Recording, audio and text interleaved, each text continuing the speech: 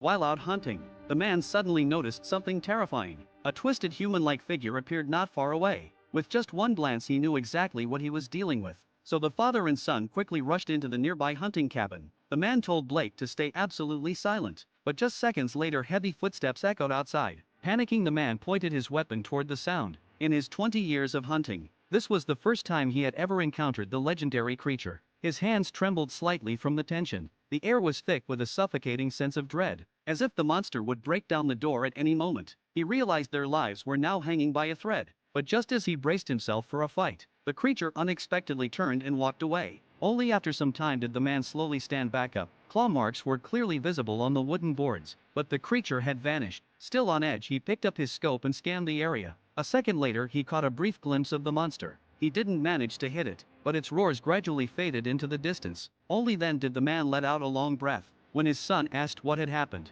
he tried his best to stay calm and told him it was just a bear. But everything about the incident felt way too strange. So Blake didn't buy the bear story for a second. Later he snuck into the basement, where he overheard his father speaking into the radio. It turned out that what they saw that day was the legendary werewolf. At the time, Blake had no idea what a werewolf even was. In the blink of an eye, 30 years passed. He had grown up and moved to the big city. His own child had grown up as well, and he had long since forgotten the legend of the werewolf. What he didn't know was that one email would pull him right back to that old farm. It was news that Blake's father had passed away, and the neighbor had mailed him the key to the old house. Since he hadn't been back in years, he decided to take his wife and daughter there for summer break. Maybe it was the noise and pressure of city life, but the whole family felt excited during the trip. However, Blake soon discovered that the old mountain road was now blocked. Just as he was wondering what to do, a hunter happened to pass by. Turns out the man was one of Blake's childhood friends, so he hopped in the car and gave them directions. Soon they arrived near the old house, but what they didn't expect